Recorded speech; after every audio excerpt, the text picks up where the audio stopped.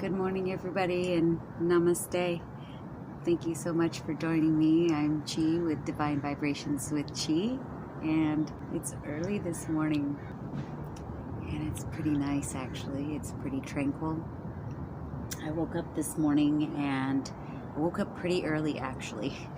I couldn't sleep, and I felt like I had to get out here and talk to you.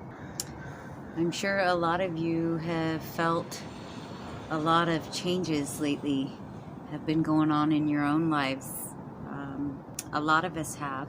It seems like there's just been a huge shift.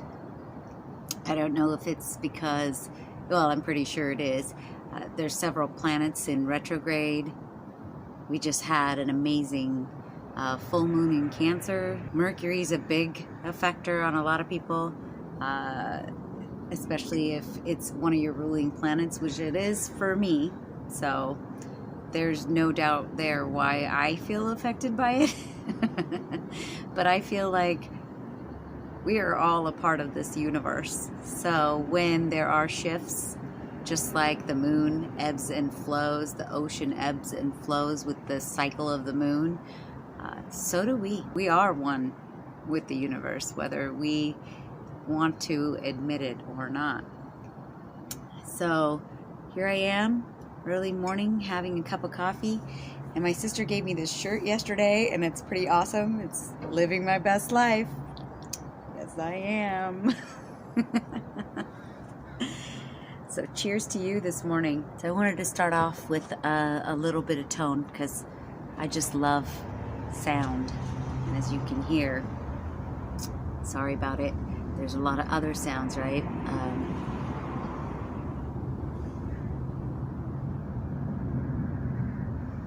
Sounds of the busy world around us, which sometimes can be a total distraction, right? Like white noise. I know that sometimes people think white noise is something you can relax to, and some people can, and some people find it to be really annoying. So, and I guess I'm one of those people, but I'm just gonna set my energies with a little bit of tone, and I love my little xylophone, so I'm gonna go ahead and strike this and try to reset my energies from waking up. I'm not wearing any makeup today. I took a shower, and I'm raw. Raw and just myself. So you get to see me, the natural me. So here we go.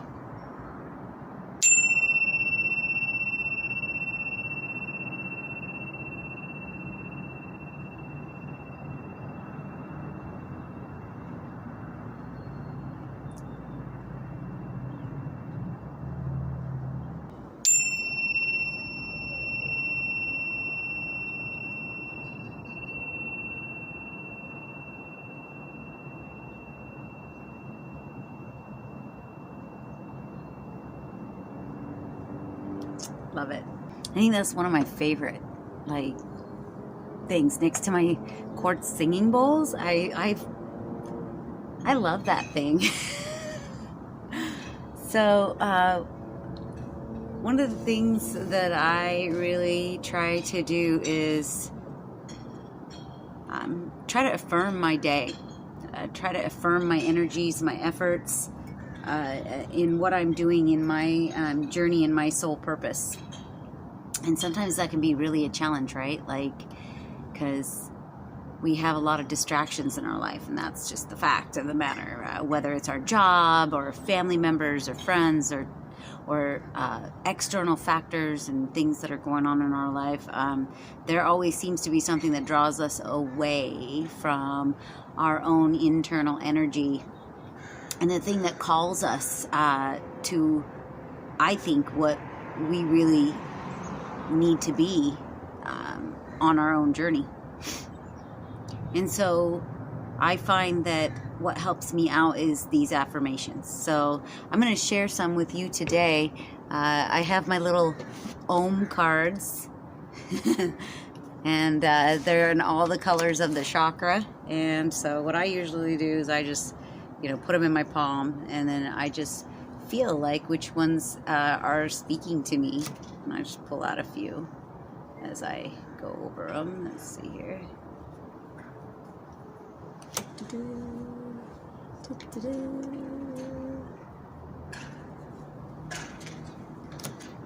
One of my neighbors every morning collects glass bottles and recycling and such, and she puts it in like a baby stroller and she takes it for a walk. And I'm not sure if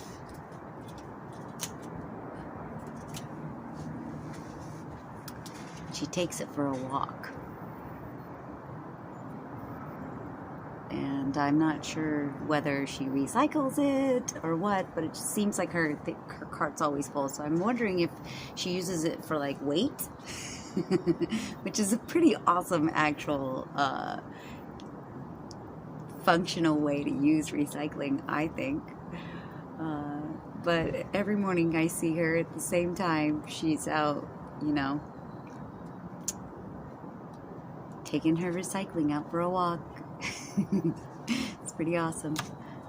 Never really talked to her, but maybe one of these days I'll ask her. So I've pulled some of the Om cards here, and I'm going to read each and every one here, and we'll see what we got. It says, who perceives the perceiver?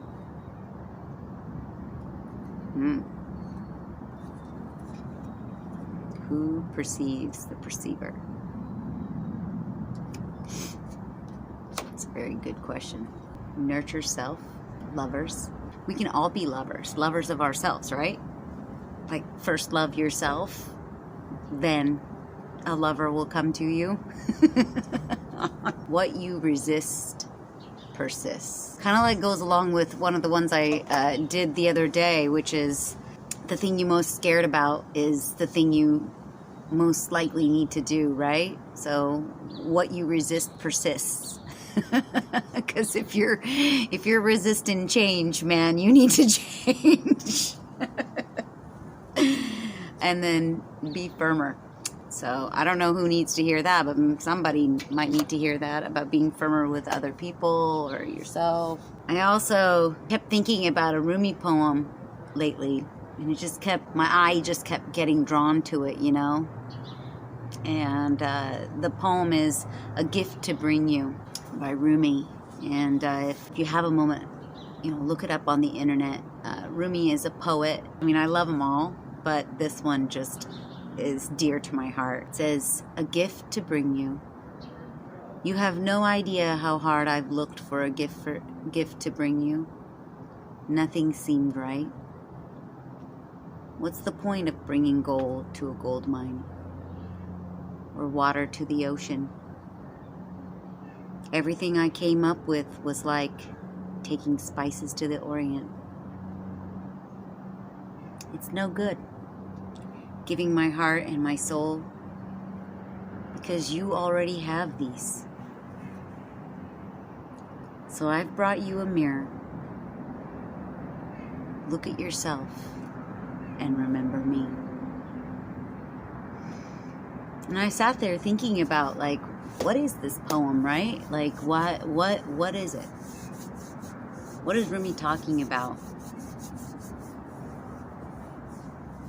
And I think what Rumi's talking about is looking at your own soul, looking at your inner person, and what gift can you give yourself other than knowing yourself better, having a clearer view of the inner being that's just in this shell.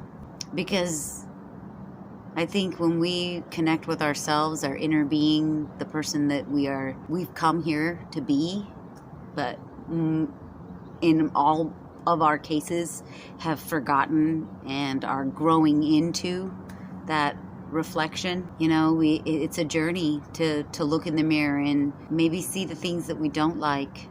And oftentimes we're super critical of the things that we don't like, and we don't see the gold mine. within ourselves.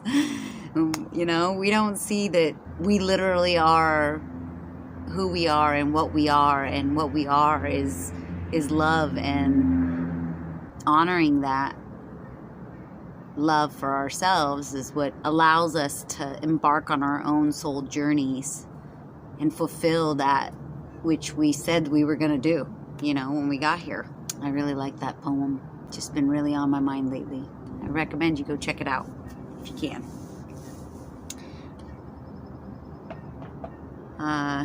Let's pull some oracle cards.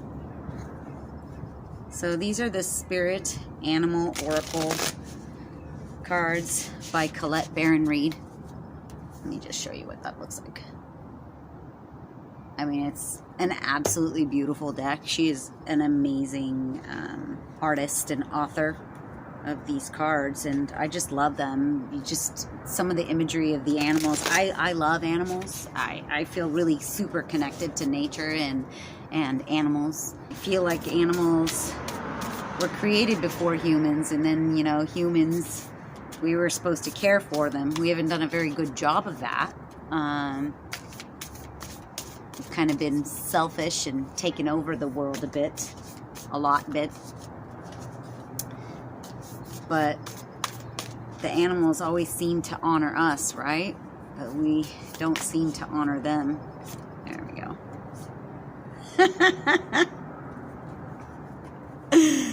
I love it. Dog spirit. Be loyal to what you love.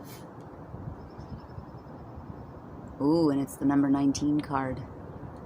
Dogs are extremely loyal animals. And I love dogs. I love dogs. 19 is also a very emphatic number. So, who do you need to be loyal to and show love? Well, first, you gotta be loyal to yourself, you know? If you're not loyal to yourself and what you're here for, you kind of get lost, I think. And all of us go through that phase. I mean, we all serve things that don't serve us, and we seem to find a numbing, you know, that takes place for a while until we do find love for ourselves and we start to honor ourselves in our journeys. So be loyal to yourself before you can be loyal to anybody else. So the next one, I love this author, Alana Fairchild. I have a ton of her oracle cards. She's got all sorts of different kinds of oracle cards, and I really enjoy her work. And this one is called the Lightworker Oracle. It's just a beautiful deck. And this one came out and it says, trust in the plan. Ay, ay, ay. That's crazy cakes. Right? And look at all those planets up there. We have a ton of planets, like 6 of them right now in retrograde.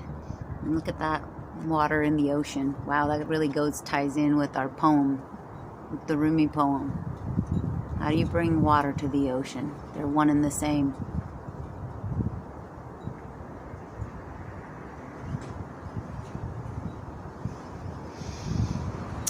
Kind of reminds me of the ebbs and flows of life, you know, and just to go with it. Sometimes we try too hard to control and have control over everything in our lives, and we don't. And I'm totally guilty of this, you know. I'm a Virgo. So I have to have control over everything, it seems like. Well, I don't actually have to have control over everything, but when I find that I do try to control everything, I end up actually causing myself more trouble than just letting things flow. Trust in the plan. Stan. And the last thing I'm going to show you today is a book that So kids are amazing, and I have 3 beautiful children, and my daughters, they are 9 and 6, and then I have a 23-year-old son. And yeah, that's a huge gap. It's like a mulligan. They did over. A do-over. Definitely don't regret that do-over. I'm pretty blessed, and I'm super grateful for the spirits that have entered my life and bring me joy every day, and they teach me every day. So as we kind of go on this journey lately, you know, we've been home from school, and it's been a challenge being home inside a lot more than we normally would, just because of the restrictions in our state. And so one of the things that we've been doing is mindfulness exercises, and the kids and I have done, we got this book, and it's called A Handful of Quiet, and it's Happiness in 4 Pebbles by Thich Nhat Hanh. And he's a Vietnamese Buddhist monk who lives in France. Actually, he used to correspond with Martin Luther King Jr. during the Civil Rights Movement, because he was standing up for the persecution of Vietnamese people during the Vietnam War.